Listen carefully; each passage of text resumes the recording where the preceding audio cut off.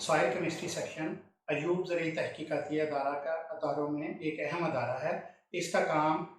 فصلوں کے لیے کھادوں کی ضروریات اور ہماری زمین کی صحت کو اور ماحول کو صاف ستھرا رکھنے پر اس کی تحقیق کرنا ہے۔ سوائل کیمسٹری نے پچھلے 3 سالوں میں گندے پانی کے استعمال سے سبزیوں پر اثرات اور زمین کی صحت کے اوپر اس کے کیا نقصان دہ اثرات ہو سکتے ہیں، اس کے اوپر کافی تحقیقی کام کیا ہے،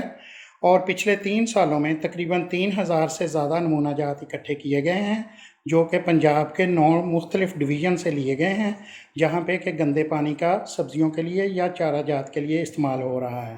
اور جب ان کا کیمیائی تجزیہ کیا گیا ہے لیبارٹری میں، تو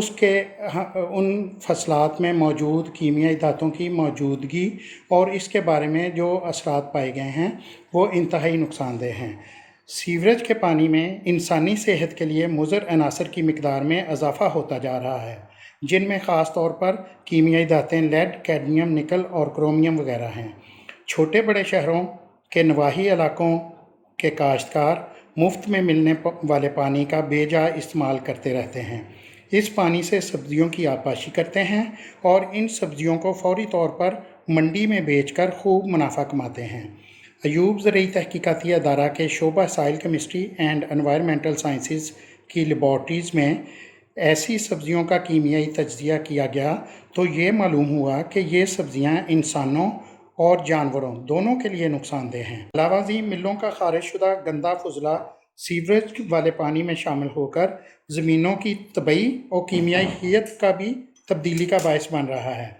جو کہ ہماری زمینوں اور انسانی صحت دونوں کے لیے نقصان دہ ہے۔ جو نمونہ جات اکٹھے کیے گئے ان کے تجزیے سے یہ ثابت ہوا کہ 79% نمونہ جات جو کرومیم کی وجہ سے انفٹ تھے۔ اسی طرح 56% نمونہ جات لیڈ کی موجودگی بہت زیادہ پائی گئی اور 32% نمونہ جات میں کیڈمیم اور 8% میں نکل کی موجودگی پائی گئی، اور یہ وہ نمونہ جات تھے جو کہ WHO کی لمٹ، جو سٹینڈرڈ لمٹ ہے، اس سے زیادہ ان کی موجودگی پائی گئی۔ تو ان ساری چیزوں کو مد نظر رکھتے ہوئے یہ ذمہ دار بھائیوں کو کہا جاتا ہے کہ اس گندے پانی کا استعمال بالکل نہ کیا جائے، اور سب سے پہلے مل کے لیول پر ملوں کا جو گندا پانی سیوریج والے پانی میں مل رہا ہے اس کو پہلے ٹریٹمنٹ کیا جائے، اور ٹریٹمنٹ کرنے کے بعد اس کو سیوریج میں شامل کیا جائے، یا پھر ملوں کا سیوریج سسٹم علیحدہ ہونا چاہیے، اور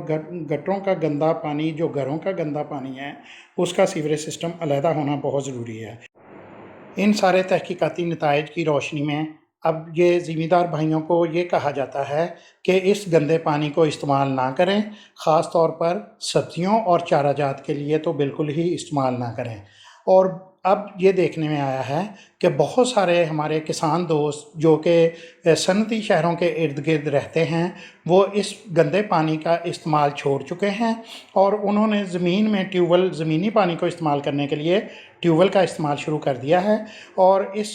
کو مد نظر رکھتے ہوئے اب ان کے اوپر ان باتوں کے بہت زیادہ اثرات ہو رہے ہیں کہ اس گندے پانی کا استعمال ہماری صحت کے لیے اور ہر بچے اور انسان کی صحت کے لیے، اور اسی طرح اس کے ساتھ ساتھ جانور کی صحت کے لیے بھی نقصان دہ ثابت ہو سکتا ہے۔ تو بہت سارے دوست ہمارے جو کسان بھائی ہیں وہ اس گندے پانی کا استعمال چھوڑتے جا رہے ہیں، اور ضرورت اس امر کی ہے کہ گورنمنٹ کے لیول تک، اور خاص طور پر فیکٹریوں کا جو گندا پانی فضلے والا پانی ہے اس کے استعمال پر پابندی لگا دینی بہت ضروری ہے۔ شکریہ۔